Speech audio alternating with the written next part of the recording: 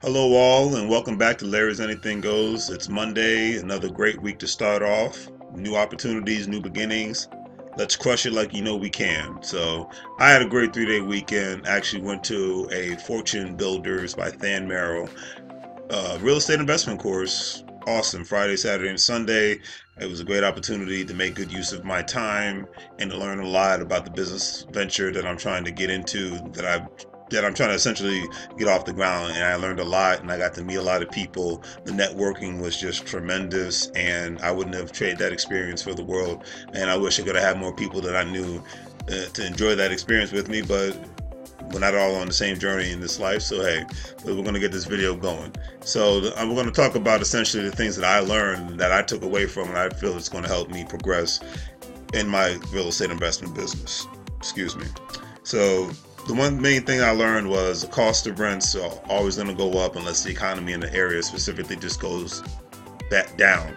But usually those either stabilize, but for the most part, rents for homes, apartment buildings, etc., usually go up in an economy. Even when the economy tanked back in 2007-8 time frame, the cost of rent still went up. In a lot of areas in the United States of America, mainly the metropolitan areas, but the cost of rent went up. So if you're a person who owns real estate, you still benefit even in horrible economic times. So it's just something to think about, especially no matter what business you're in. It's in your best interest to get some sort of real estate investments going in this economy, and that's one thing that I definitely took away from this training. It was awesome. So another thing I learned, and I knew this one, but it was explained in a lot more in depth, is about the cost of food and energy going up, and how it is a must today to gain passive income in today's economy and in tomorrow's economy.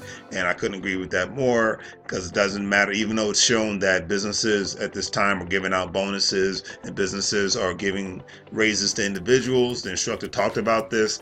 The cost of living is still going up, and it is not meeting the inflation rates are not meeting the pay rates that people are getting on a regular basis.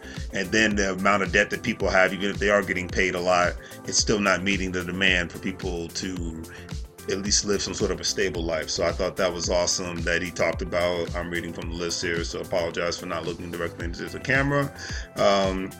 Always have a paper trail, obviously, when you're dealing with contractors. As a real estate investor, you definitely want. He said it. He hit this point on the head, and he basically stomped his feet on the ground and had his clap when he said 1099 them, so you can have a paper trail. Use checks, use credit cards, but never pay them in cash, because a lot of times with certain contractors, they like to get over by not letting Uncle Sam know that they have people working for them, that they're paying them, and that's why they only deal in cash.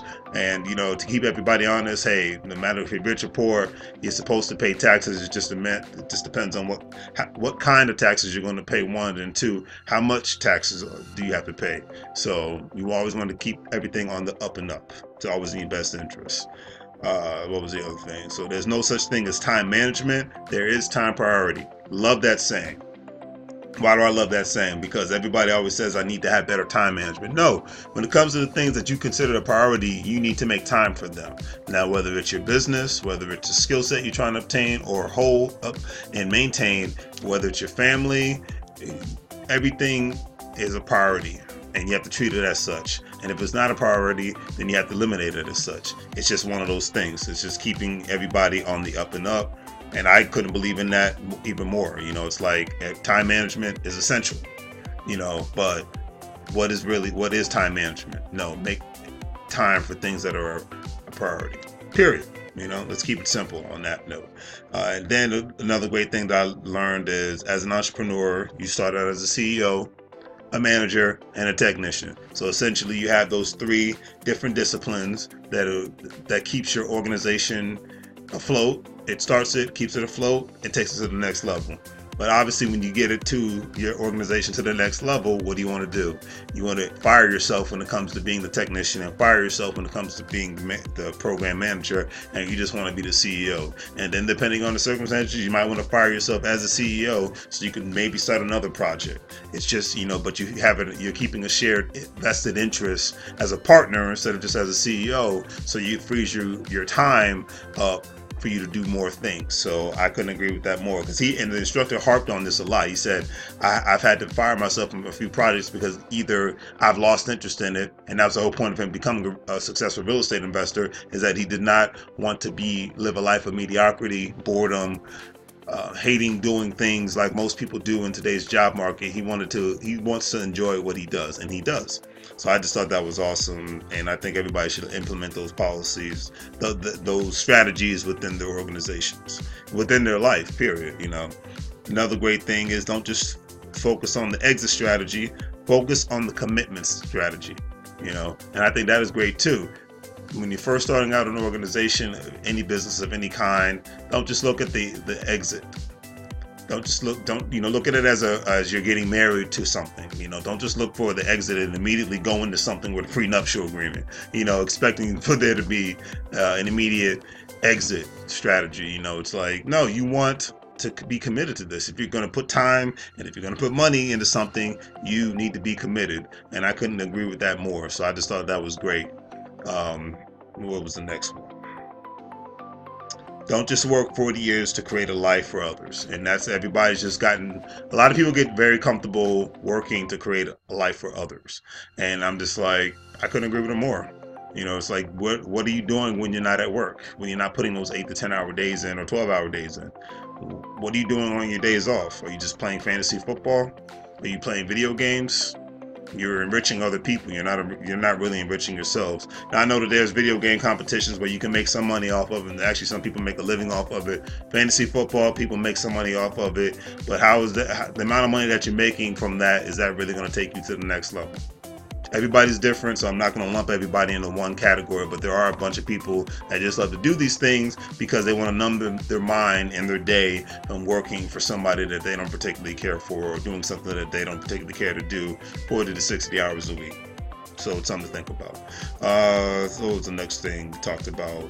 Oh, I thought this was awesome too. Out of all the states within the United States of America, the best state to open a LLC, a limited liability corporation, is in the state of Nevada. My second favorite state, the state I actually want to retire in. I want to retire in one of the suburbs outside of Las Vegas.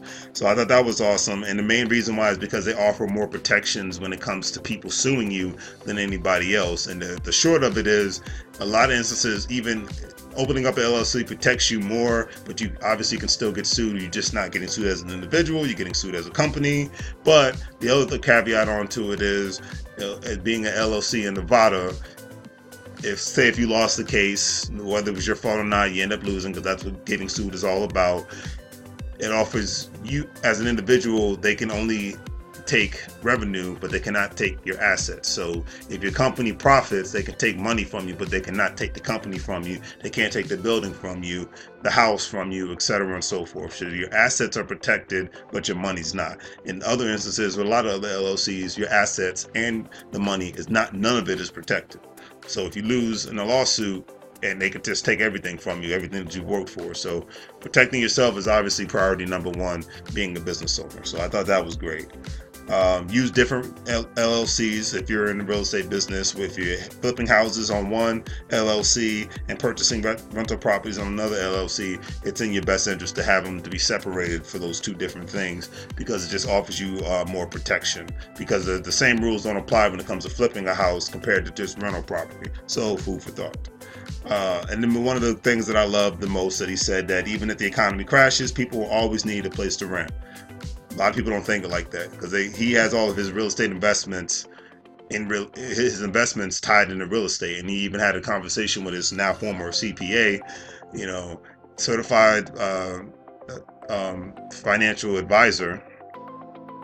and she said that he needed to diversify his profile, get stocks, get bonds, all the normal stuff that most working people get. And he said, well, I don't really understand stocks and bonds. I understand real estate. That's got to me where I'm at today, because he used to be a lead bartender in Manhattan, New York, and now he is a lead real estate mogul. So, and he has a life he doesn't have to take a vacation from.